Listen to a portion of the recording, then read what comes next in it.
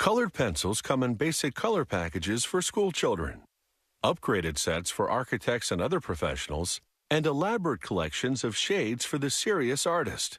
It isn't so much the color variety that determines the quality, but the pigment concentration in the lead.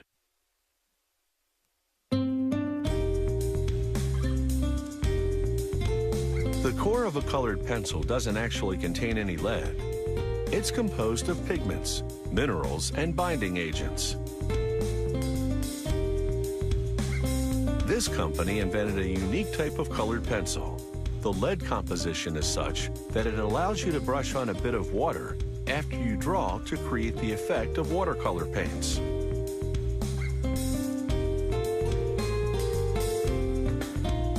Colored pencils start with a combination of pigments. Every shade has a specific pigment recipe. They produce a large quantity of one shade at a time. Following that color's recipe, they meticulously weigh the different portions of ingredients.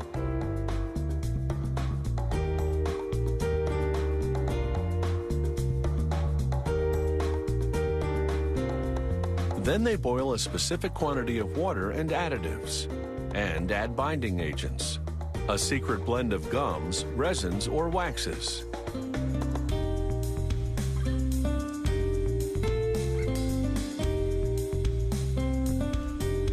The ingredients expand in hot water, forming a paste.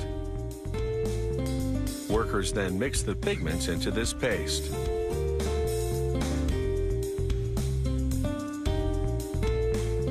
The next machine processes the paste into fine chunks, intensifying the color. The chunks move by conveyor belt with a cylinder that compresses them, then feeds them into an extrusion machine. The extruder squeezes the paste in a continuous stream. That's the diameter of the pencil lead. In a top-secret process, the next machine chops this long lead into pencil-length leads. But the leads can't write just yet. They're bathed in a vat filled with a mixture of chemical waxes.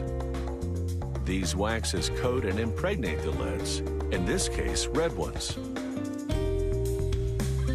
Wax is a color delivery vehicle. As you write, it rubs off and adheres to the paper, taking pigment with it.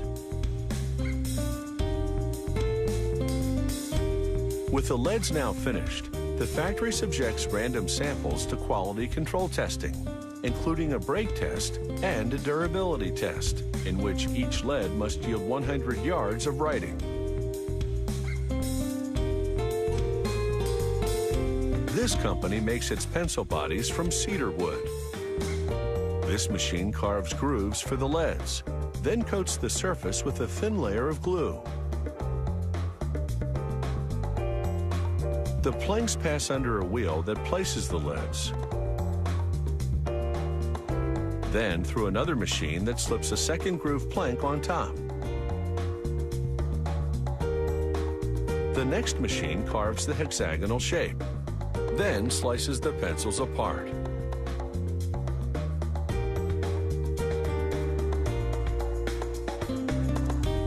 One at a time, the pencils shoot through a vat of colored varnish.